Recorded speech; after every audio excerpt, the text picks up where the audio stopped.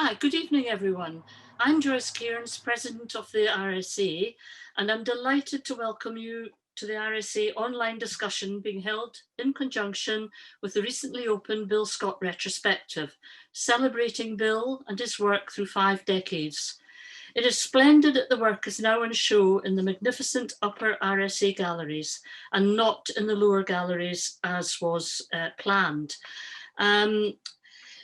This was due to water ingress during the biblical downpour just prior to the work being installed, so perhaps a divine intervention from above by Bill. I have to say, before I give a resume of the highlights and achievements in Bill's professional life, that I was personally completely overawed to view such amazing and varied groups of Bill's lifetime's work, and found it fascinating to study the progression from first thoughts to finished pieces through the exceptional working drawings and sketchbooks. Bill Scott studied at Edinburgh College of Art from 1953 to 1959, and then for a year at the École des Beaux-Arts in Paris. His first job was in Fife as a secondary school teacher, but not for long, as he joined the staff at Edinburgh School of Art in 1961. He was a valued and dedicated teacher, mentor and lecturer, inspiring countless students, not only in the ECA, but also in other art schools where he was an external examiner. He became head of sculpture in 1989 and then professor in the Faculty of Art and Design, Heriot-Watt University in 1994. Bill was elected as an associate of the Royal Scottish Academy in 1973, becoming a full academician in 1984. Out with the day job, Bill served as a board member at the Fruit Market Gallery from 1983 to 1991, was a member of the faculty at the British School at Rome from 1980 to 1995, and from 2000 served on the City of Edinburgh Visual Arts and Crafts Awards panel. He was a member and chair of the Visual Arts Award panel, plus served on the Art Committee for the Scottish Arts Council, off and on over a period from 1987 to 1993. Despite all his extra commitments, Bill continued to develop his work and exhibited in major one-man and mixed shows, not only in the United Kingdom, but in Ireland, Europe, North America, and Japan. He also worked on a number of public sculpture commissions, including a complex monument commemorating Sir Alec Douglas-Home at Herschel in Berwickshire. Following retirement from the ECA in 1999, he became chairman of the Edinburgh Sculpture Workshop, and as such was a tireless supporter, campaigner, and fundraiser for the new fit-for-purpose building that would offer first-class opportunities for local sculptors and visiting artists. This amazing space is Bill's lasting legacy to the sculptors of everywhere. Bill liked to live dangerously, and he even approached a group of RSA painter academicians to create a sculpture in clay to be cast in bronze to be in an edition of 6, and these were sold to raise funds towards a new building. We were all delighted to oblige, and it resulted in Bill curating a travelling exhibition, Painters in Bronze. What the professional sculptors made of our efforts has never been voiced, at least not in our hearing. Bill was elected secretary of the RSA in 1997 after completing 2 terms of office. In 2007, he was the first sculptor to be elected as president.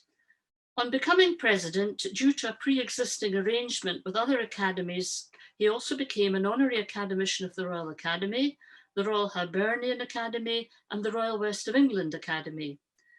His fundamental vision for both the RSA and the RSW was to encourage a vibrant and stimulating visual art sector, which especially encouraged international relationships.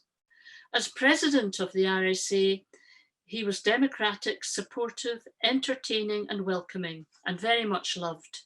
Along with the Secretary Arthur Watson PPRSA, the Treasurer Ian Howard RSA, whom you can see in this photograph on the screen, they formed a well-suited, energetic, and outward-looking team when the Academy was going through quite a period of change.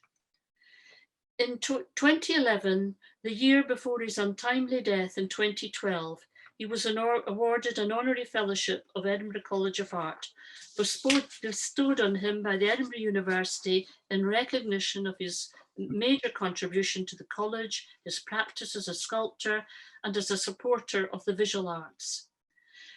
I will now hand over to the chair of the discussion, Bill's daughter, Jeanie Scott, who, along with the Bill Scott estate, have been masterminds behind the retrospective, the publication, and arranging the format for tonight's event.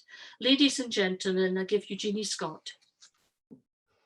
Thank you very much indeed, Joyce. I've never been named a mastermind before, so that is very welcome. Thank you very much.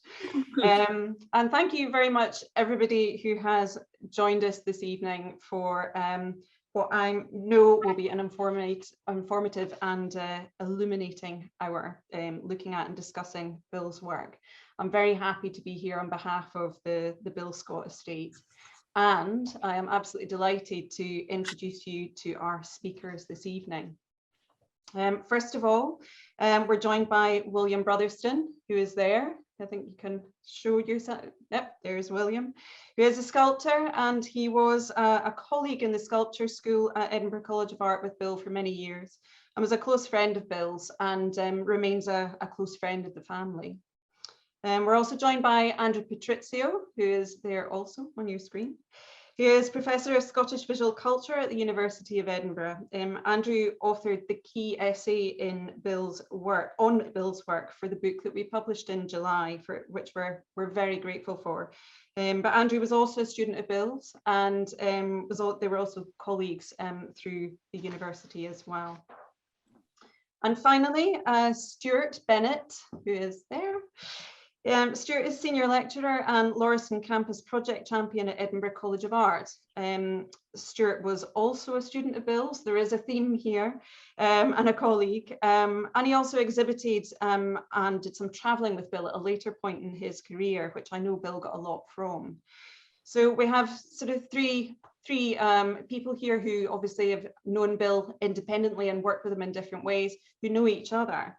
But we've brought them together this evening obviously because the exhibition is current, and it's a kind of really nice opportunity to invite them to share their thoughts on somebody that they knew quite pretty well, but also to kind of look afresh at Bill's work. You know, it's been 10 years since Bill died, and it's I know that the estate, the family, has found it really quite exciting seeing the work come alive again in the exhibition space. So it's really nice to be able to share that experience with you all here this evening. Now, we've titled this evening's session as Talks and Discussion, and that's because we've asked each of our speakers to prepare a short talk, responding in their own way to some prompts put to them around Bill's work and his career. We're going to hear first from William, followed by Andrew and Stuart, and then we'll share some slides of Bill's work as we go along. And at the end, I'll draw the speakers together for a more open conversation around his work before we close.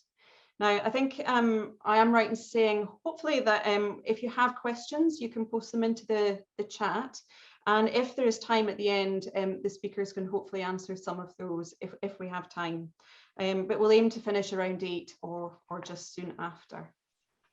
So to begin, William, if I can come to you first, thank you so much for joining us. You had a long friendship with Bill, and of course you worked together for many years at the college, but I also remember that you exhibited with Bill quite often through the 1970s, when I suppose you were still fairly early career, or at least you were early career. I think you were probably in your 30s. Bill was probably in his 40s at that point. But I was really interested to ask what your view was now, maybe looking back on some of Bill's early work, just to kind of get your perceptions of on the work, and also maybe what was happening or what you remembered happening in relation to his practice at that time. So I'm going to share the slides again now, and I'll hand over to you in the meantime, William. Right, thank you very much. I'm going to read what I have to say because otherwise I might forget something. So if I'm going too fast, just speak up and then I'll slow down a bit. For the major part of the 1960s, in keeping with many sculptors in Scotland, Bill Scott's main sculptural activity was making modelled figures and portrait heads from life. These are well observed, nicely modelled, clear and expressive, exhibiting his ability to make attractive and accessible work. It seems to me the figurative work is successful because Bill identified with the humanity of his sitters because he was interested in people, in their lives and in their thinking. He continued making modelled figures periodically throughout his career, portrait heads and 3 large commissioned figures. I think he enjoyed making figurative work and probably found it a diversion from his other more radical abstract work. In the late 60s, Bill began to make a series of small environmental sculptures, which I see as extensions of his interest in the subject of the figure and his response to the humanity of his sitters and in people's lives in general. The environments mostly contain a figure, emblematic rather than naturalistic, often unrecognizable as such out of context, but playing a significant part in the image. These sculptures represent aspects of the lives of human beings, including historical, psychological, and metaphysical dimensions not possible to achieve in conventional figure sculpture. The environments were a very significant development and must have originated in a process of stock-taking and decision-making about his work at the time.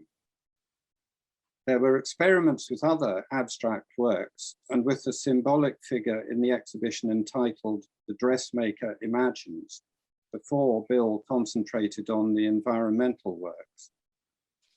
It may be relevant to bear in mind that in 1970, Bill moved with his family from Edinburgh to Roslin to a house with a large building in the garden that he made his studio, and that he was perhaps consequently encouraged and equipped to take his work in new directions.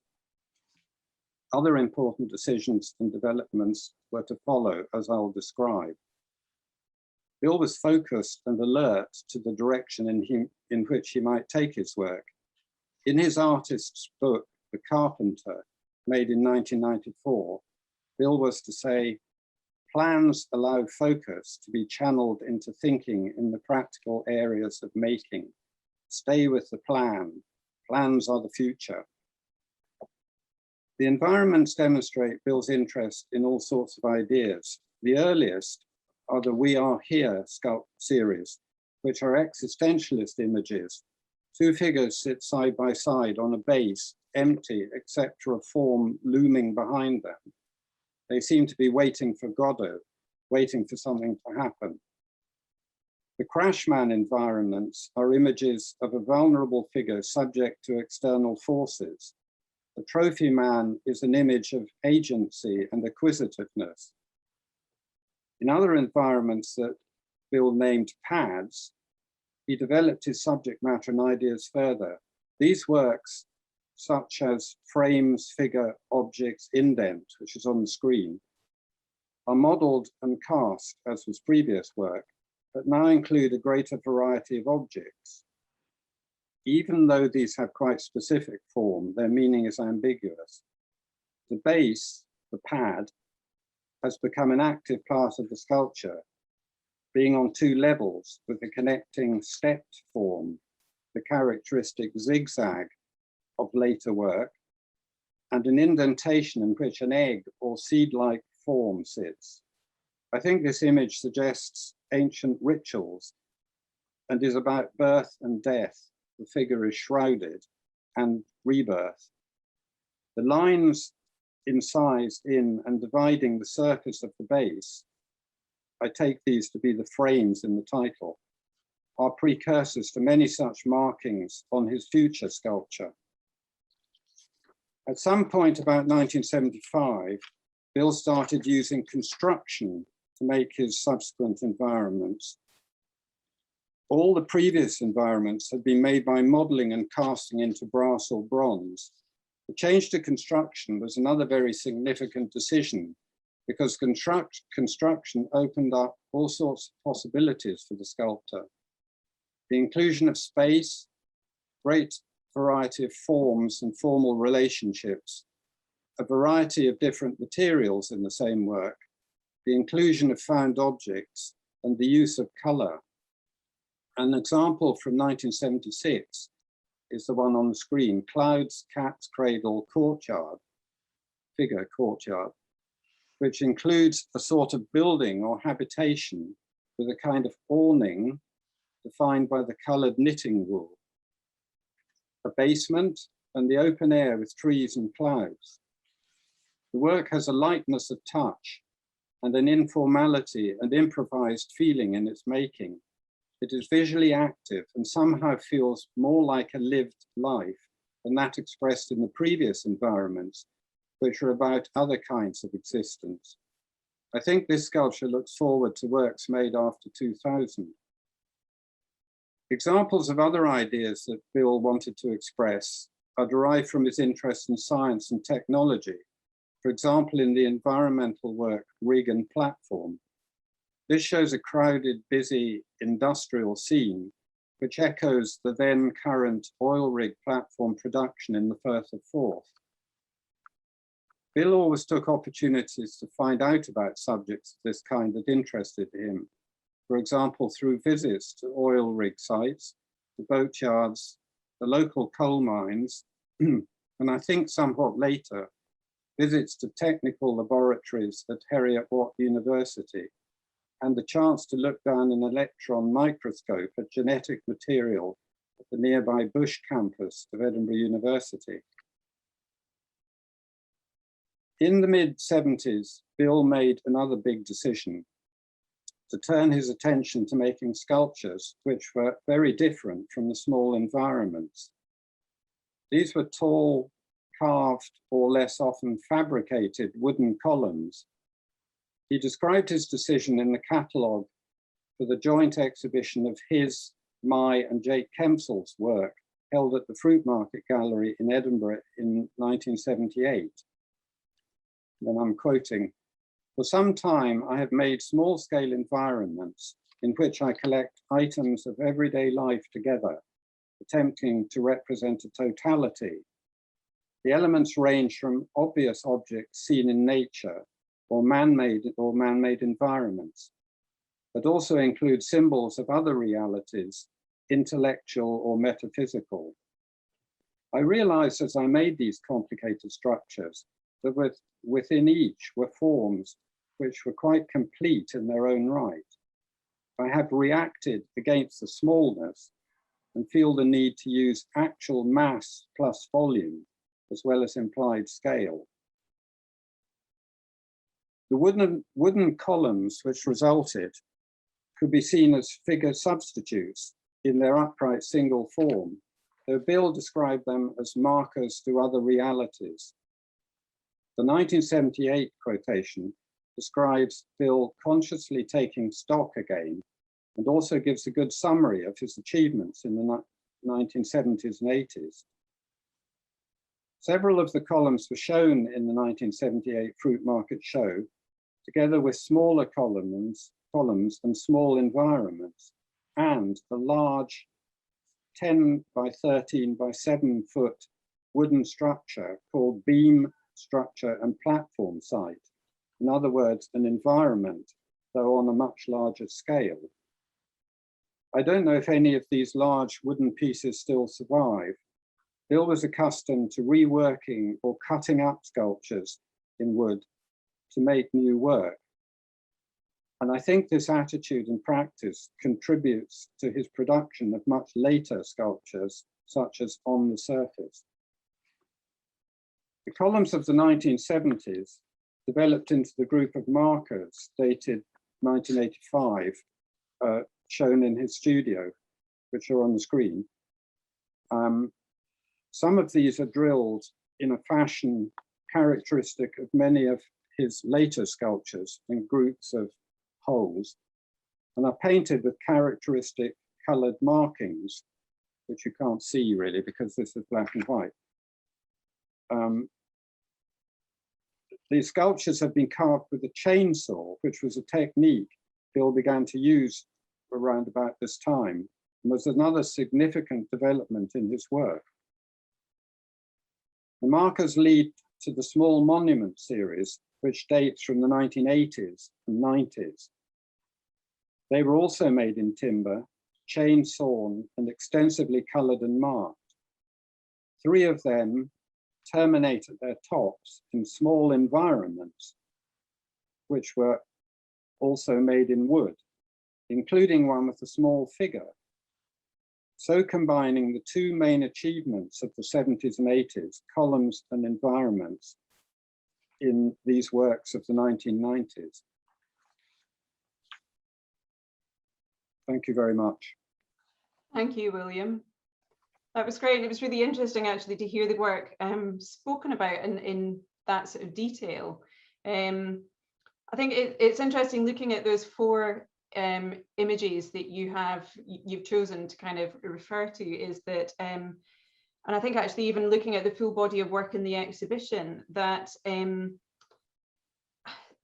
are very varied styles and materials and processes at work in Bill's practice. And I think for him, it was the material. He didn't really want the material to dictate the work. For him, very much it was the ideas that were the kind of the thing that excited him, I think. And he was interested in all sorts of ideas, as you said. So he was very curious about the world around him. But I think there were recurring themes or questions maybe that he was trying to resolve through his work, no matter what the material was that he was working in. And that I think actually does sort of result in a thread of thinking or a thread of inquiry in his work, which does actually come through. And I think you can see in the exhibition or in the book as you're kind of seeing ideas evolve. So I'm wondering if that kind of idea of those kind of sort of themes and that kind of level of inquiry is maybe a good place to pass on to Andrew now. And maybe you can pick up on some of those and maybe also kind of help to put them into maybe a contemporary context for Bill as well. Great, thanks, Jeanie. Hi, everyone. It's a real pleasure to be here tonight and talk about Bill's work. First of all, I just want to congratulate Bill's family, Jeanie, yourself, Phil, Beth, Owen, all the Bill Scott estate, and the RSA staff, Joyce, Colin, the installation team. I mean, this is a beautifully installed, and conceived exhibition, and I think it's a real credit. I'm hoping and expecting that many of the people here tonight, have seen the work. But it's a real credit to Bill's work as an artist, and it was really packed with really engaged people when I took my dad around last week. So as Jeanie mentioned there, I was a student of Bill's in the mid 80s. I was doing the fine art joint degree of art history and studio art, and I selected sculpture. But the thing I always, and I do take any kind of public chance to mention this, is Bill gave me 3 kind of key moments of advice, mentorship, kind of encouragement that were absolutely crucial to my working life. First of all, he saw my sculpture in my final year, and he encouraged me to go for the John Kinross Scholarship to Florence. That was in 1986, which I did. And then very shortly after that, pretty much simultaneously, he told me about a new PhD scholarship that the university was setting up with the RSA, called the William Gillis Scholarship to do a PhD in Scottish art. And that gave me 3 years funding that I simply just wouldn't have had access to any other way. And that was Bill telling me about that. I had no idea that such a thing existed. And I did 3 years of research on Scottish art. And then many years later, in 1996 into 97, when I was a curator at National Touring Exhibitions and Hayward Gallery, he encouraged me to come back to ECA and take a new position of head of research. And I've been here ever since 1997. So to have such a kind of generous mentor and for a couple of years a colleague, and obviously for much longer than that a friend. Bill is one of the key, if not the key person in my professional life. So as much as I get joy from his work, I also remember him as somebody incredibly generous of spirit and kind of thoughtful about what other people might need or want, or avenues they might pursue. So yes, picking up on some of the things which William has so beautifully sort of set out. One of the things I would say very, very broadly is that Bill's work reflects certain kinds of generic and generally held tensions for a Scottish artist who is interested to progress their thoughts and their ideas. And you can think of this as different kinds of tension, some of them productive tension. One of them I would say would be the role of being a European, and set against that or within that being Scottish. So European-Scottish dynamic is complicated. So is the attempt to work with abstraction at the same time as wanting to be thinking about politics, as Bill certainly did, cultural politics, local politics, and a wider sense of what it means to be a political being. There's another tension, I think, between lightness of touch, and depth, which I think plays out in all of the work. And then I think there's another one to do with modernity, modernization, the modern world, technology, and against deeper time, prehistory, and longer trajectories in cultural behavior or practices. So I think Bill's work and many artists' work kind of negotiates those kinds of tensions. And I think being an artist in Scotland, and he went in 1960 to Paris, he was right in the middle of the European avant-garde, as I write in the essay, and that he described himself, very interested in the existentialist kind of community of artists and thinkers, that met some of them personally. So that post-war European set of questions about what it meant to be human, what it meant to be an agent in a working life, an artistic working life. These were pressing on him, and he was very receptive to them, obviously, in that early period of just graduating from art school as he did. And again, the dominance of abstraction at the time absolutely plays out in his work. So, you can see reflections once he matured into his first sort of mode of working that William has talked about. You can see artists like Giacometti and Brancusi, and also Americans like David Smith. They all seem to be sort of playing out as a way of him testing himself against international Western avant-garde modes of making art. But also, I think that tension about, okay, there's avant-gardism, but also what about Scottish culture? What about Scottish politics and the kind of the more local dynamics of place? Obviously, his move to Roslin would have given another sense of that notion of deep histories and craft and spirituality. But more broadly, cultural politics in Scotland in the 60s, 70s, and 80s, and to this day is very mobile, very dynamic, and very complex, particularly for those people outside of Scotland. So you think of artists maybe just before Bill's generation, like Paolozzi, Bill Gear, Bill Turnbull, going to Paris and not coming back to Scotland, and having a more tangential relationship with Scotland. And of course, Bill didn't do that. Bill came back to Scotland, and through the Edinburgh Sculpture Workshop, through Edinburgh College of Art Sculpture Department, and through the RSA, made a massive contribution as an artist, clearly a teacher, and also a kind of cultural visionary as well. I wanted to look at a little bit, maybe just give one little quick example of that before I stop, which is the oil rig and platform work. William mentioned it as well. And I just think what a great sort of work to kind of highlight that notion of Scottishness, localism, specificness, and also abstraction, as well as politics.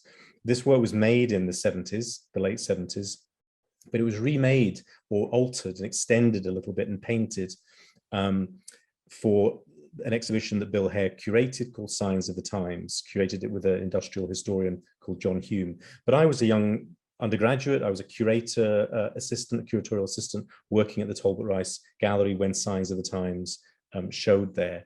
And this was Bill's contribution to that exhibition by Bill Hare.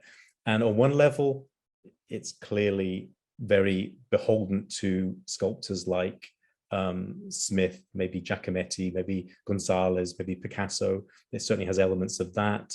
But the fact that it's about an environmental space and the fact that it's about an icon of Scottish resource management, about a symbol of potential income and a route towards independence, which is the kind of way that oil rigs and the oil industry was being thought about in the 70s and 80s, means that this is a very, very complex work that tries to do, I think, such an extraordinary difficult thing, which is to deal with European abstraction and modernism and deal with something that is culturally specific to Scotland. And just to sort of, my final point here would be, of course, and I'll come back to this, I think, a little bit later in the discussion with another work, but of course, work that is built on that principle of openness, of curiosity, quite often then meanings accrue after the work is made. So here we are this week debating in Scotland the pros and cons of new oil field expansion in the Shetland Islands, and that environmental concern, which plays out fully now, means this icon of Scottish independence has somewhat altered now. We're thinking about different ways of managing our resources. And I think a work like this anticipates that complexity. And I think that notion of, I've called it here deeply light or lightly profound, you know, whichever you want, whichever way you want to put this. I think Bill's work deals with extraordinary elegance with these very large concerns, but with a kind of humility and a lightness of touch, which I think many artists would be profoundly indebted to or appreciate. Okay, I think I'll stop there. Thank you very much, Andrew. I think, yeah, it's interesting. I think he would be delighted to think that his work was still in conversation with what is happening in and around us at the moment. I think he would be absolutely horrified by some of what is happening around us, or has been over the last little while. But I think actually the idea that some of these pieces are having another debate or another opportunity for a discussion around them, I think, well, he would absolutely love. And I think, yeah, that kind of sense of kind of Scottish or kind of politics is definitely something that is kind of there. I think, you know, for someone who grew up in the southwest of Scotland, where Scott and Walter Scott was something that was pushed so much, and that was a whole notion of Scottishness that he regaled against, he really disliked. But also somebody who was a student in Edinburgh, where Scottish nationalism was very much being debated and developed, you know, in the kind of 60s. He was in amongst those conversations, and you know, and that was definitely something that was, you know, important to him through his life. But I think that kind of notion of politics is probably represented with a small p, I think, in his work. And I think his inclination was maybe more towards democracy and collaboration, and I think collegiate working. I think those are kind of seemed really important values to him, both in how he approached his roles and his work, but also in how he wanted to work with other people and artists in particular. And I think also some of what he wanted to pass on to his students and to kind of generate or encourage within the students that he worked with. So I'm wondering actually if that is maybe a good place to hand over to Stuart, and to see if you might want to pick up on that thread among other things in what you're talking about. Yeah, sure. Thanks, Jeanie and Andrew and Joyce and William. And yeah, like Andrew, I'd like to extend my congratulations to the family and to the RSA for what is quite an extraordinary show, actually. I'll talk about it a little bit later on, but there's a freshness to the work and a lightness to the work and a colour to the work that is really quite extraordinary, I think, considering that some of it's been in existence for decades, but feels like it's just arrived to us afresh now. So I arrived from a foundation course in the north of England to Edinburgh College of Art in 1989. Bill, I think, was about to become head of sculpture. Anthony Hatwell left that year, as far as I can remember. Like Andrew, I was offered a number of opportunities really that came through Bill. I wasn't aware, Andrew, actually, that you did the John Kinross Scholarship, but he encouraged me to apply, and I also went to Florence for a few months to make some drawings. Not only that, he also made me aware of a thing called the British Art Award that was in existence at that time that I knew nothing of. And I was selected as one of 12 students to show at the Cubitt Street Gallery in 1993, I think. So he was always interested in making connections and trying to make sure that his students had opportunities that were really beyond the institution, which I think, and certainly beyond Scotland as well, which for me was quite unusual at that time. So the first work I was thinking of was We Made Our Own Space from 2004, which is on your screen now. And one of the reasons that I focus on that is that one of the things that Bill really kind of engendered for me was this sense of creating your own space. And I think it's analogous within his sculpture as well, actually, that he wasn't so interested in you as a student in terms of what you were creating as a form. It was the I and the it were absolutely combined as far as Bill was concerned. So he was really interested in who you were, what you were watching, what you were reading, what you were interested in, as much as he was in the kind of, the ascendancy you might have had over the materials or the tools that you were using. And he was always looking beyond the four walls of the institutions that he was involved with. And there was always a real sense of movement. And I mean movement physically in terms of visiting places, but also this movement of ideas and his mind. And a very strong connection with Europe, and particularly Germany. I mean, much later on in 2000s, right, as late as 2011, with Gordon Munro and Ewan Robertson, showed with Bill in Germany. I'll talk a little bit about that later. But as a postgraduate student at Edinburgh College of Art, I was taught by a number of visiting artists who came over from Germany and Amsterdam, who really, were quite different voices. And of course, I'm from Fife. I was questioning all these things. I was surprised by some of the things that were being said. I was being told to jump rivers and all this sort of stuff, and it didn't really make an awful lot of sense. But one of the things that was definitely part of what was going on and part of how Bill approached what his way of educating was this idea that the embers that were there would fire up later and they create new experiences at some point in the future for other people. So there's always this sense of a slow burn, always this idea that something would come out of this kind of discussion and this activity. So it was more than making objects for Bill. I mean, that's one thing I really want to get across. And it was about how to operate as a human being. And he was preparing his students really for a social role. And that was critical. I had that sense from him from the very beginning. So one of the things I wanted to touch on in relation to that before we come on to the next slide is that the idea of change, and one of the things that if you look at Bill's career and you look at the organisations and the institutions that he was involved with, it's quite difficult to put your finger on exactly one thing that Bill did. You couldn't say that, well, Bill did that thing or he did that thing. He did a number of things, and these things flowed really from his engagement with Edinburgh, with these institutions, with Scotland, Europe, Germany in particular. And these were the influences that kind of spiraled from him. So the change was more networked than strategic. And I think that's important. Institutions, as they should be, are constantly in flux and they're constantly changing. And often they look to individuals to implement change.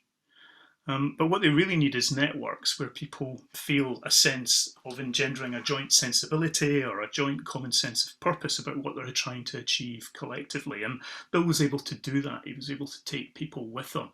Sometimes took very little time, and other times it took much longer. And I think maybe ESW took longer than he'd imagined.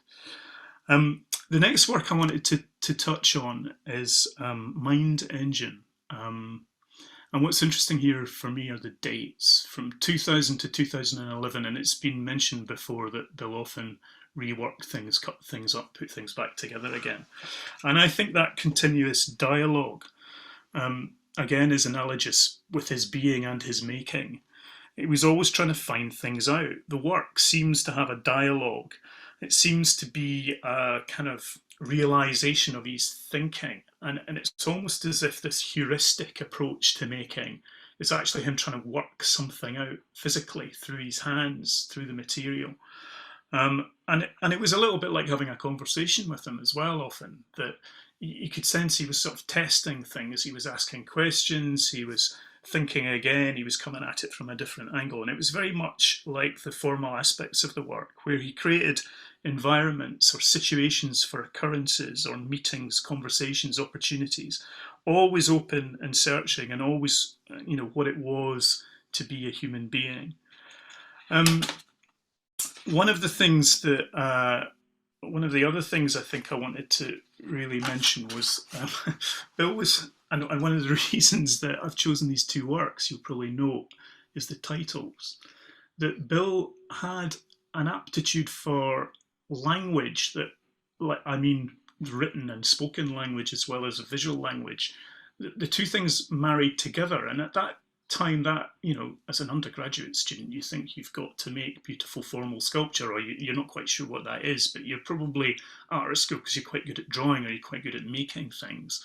And there was no sense of an ascendancy for Bill, that these two things could operate, you know, equally. And I suppose in a funny kind of way, I got involved quite early on in some of the shows he did in Germany, not by exhibiting with him, but by writing a catalogue essay in the first instance and other things.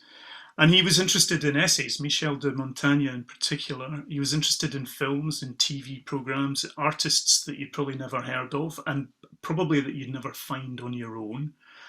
And to borrow Thomas Pynchon's analogy, that alerted you to the geography of your ignorance, which was a wonderful thing. And I think for me, I've taken many things from my time with Bill and my conversations with Bill, but one thing that he instilled in me was a desire not just to be an artist, but to be a teacher. And I could see those two things being very critical, both in his work as a sculptor, but also in his work as an educator. And that's now a very natural way of operating. It's a sort of default setting for me, but it's only when I'm asked to do things like this that I reflect on it and I realise where that comes from. I did say to Jeanie I was going to speak a little bit about the European context. So we travelled quite a bit in Germany.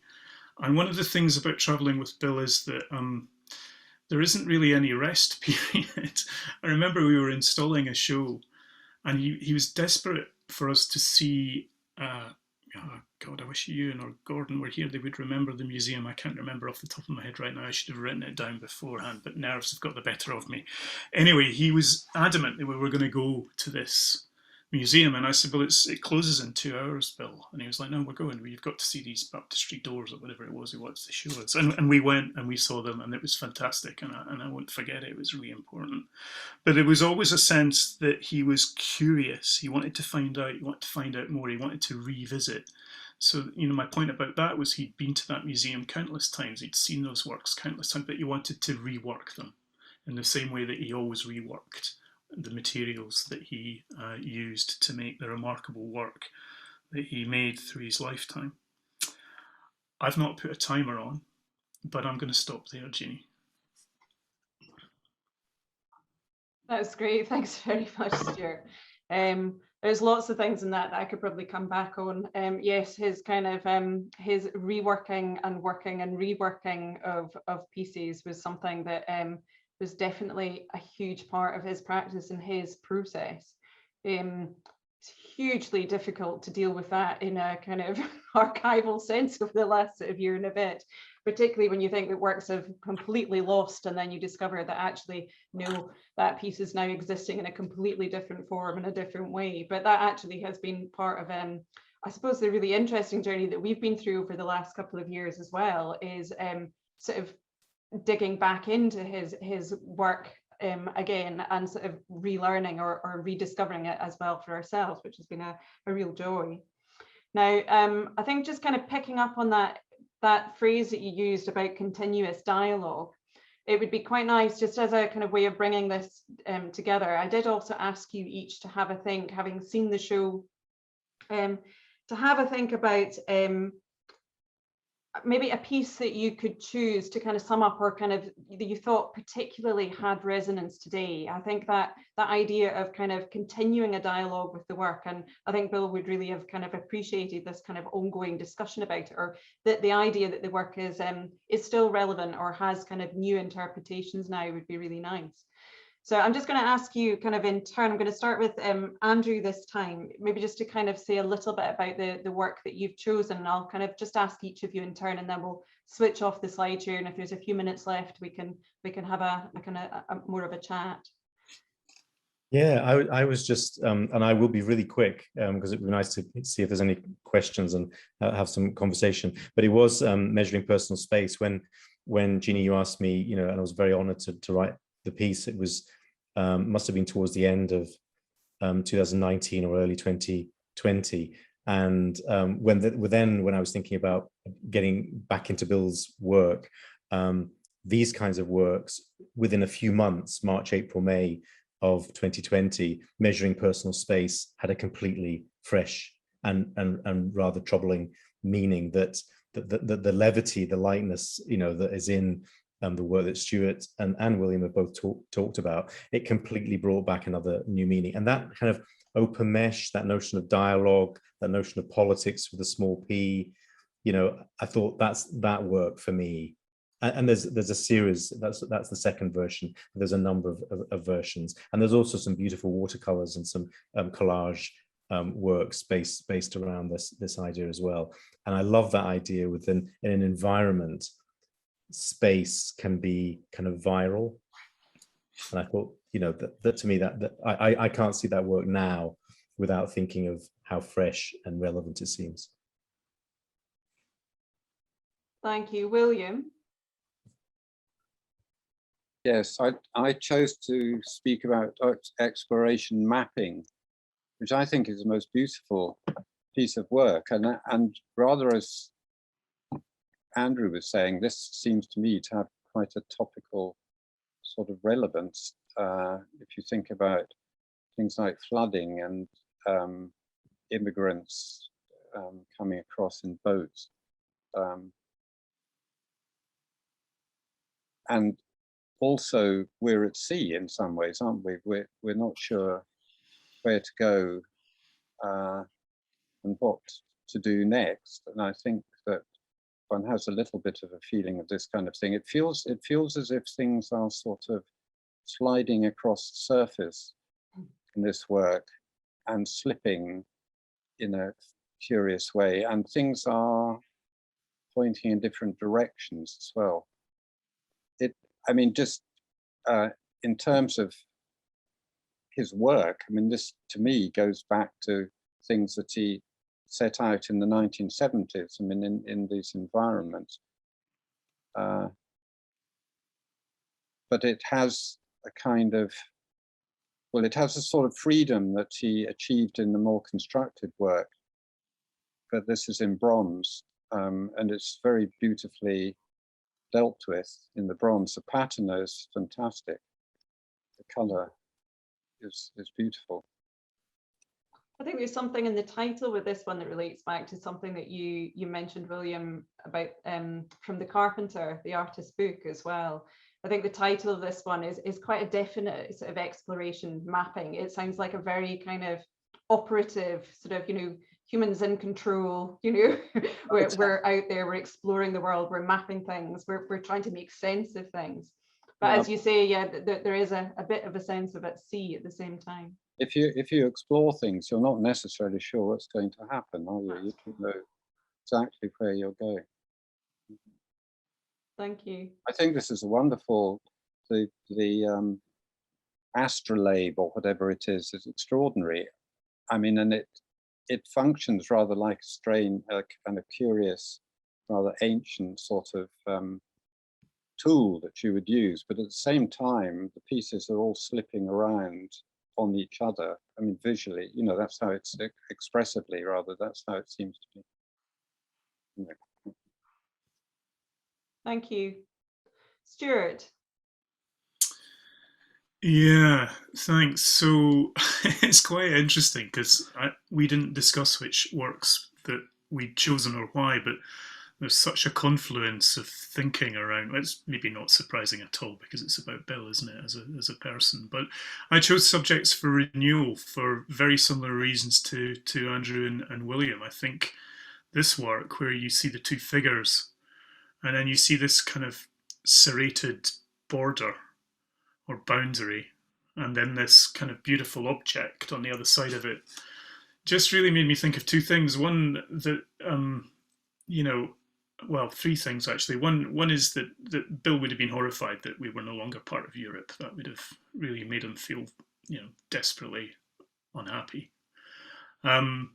So secondly, I remember as a young man kind of moaning about politics. And he said something really interesting that I've never forgotten, which was about the fact that, well, one generation will go through this, but the other generation will think differently because of it. And so then it will change again.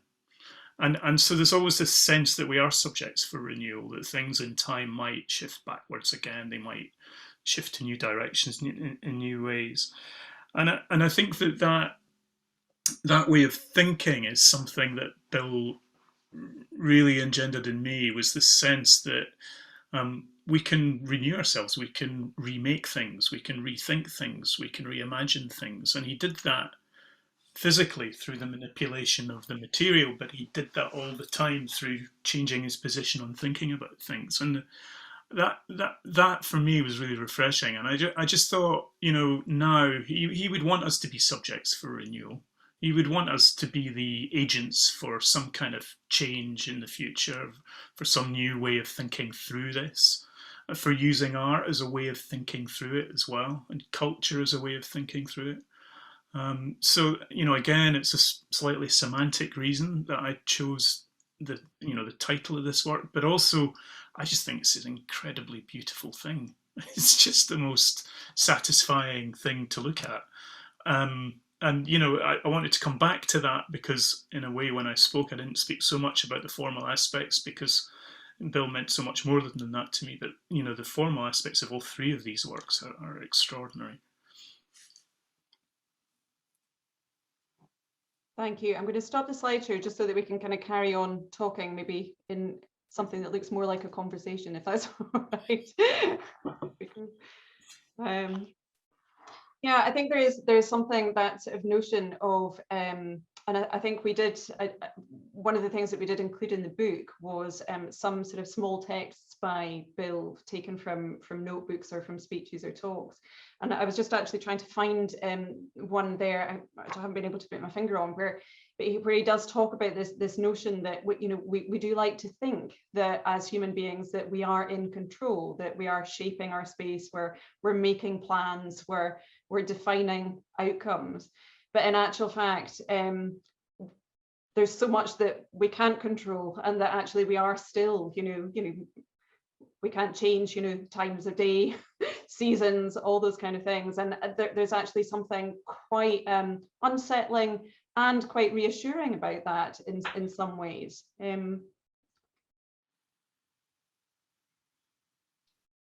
Yeah, I think that's right. And I think the other thing is that he also instilled this sense that it was okay not to know what you were doing as an artist, and that was, for me, really pivotal. This idea that you think, because it's a funny open-ended thing, isn't it, making artwork? You sort of, it doesn't, when does it have a kind of end point? It has a half-life when you make it, has another half-life when it goes public, maybe. But that public, you've chosen not to be there as the artist most of the time. Your work is there.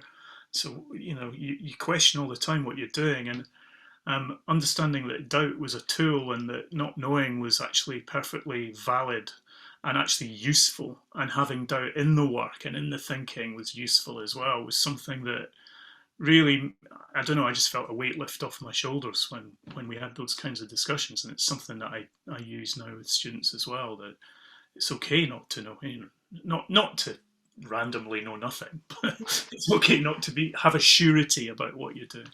Mm-hmm. Mm-hmm.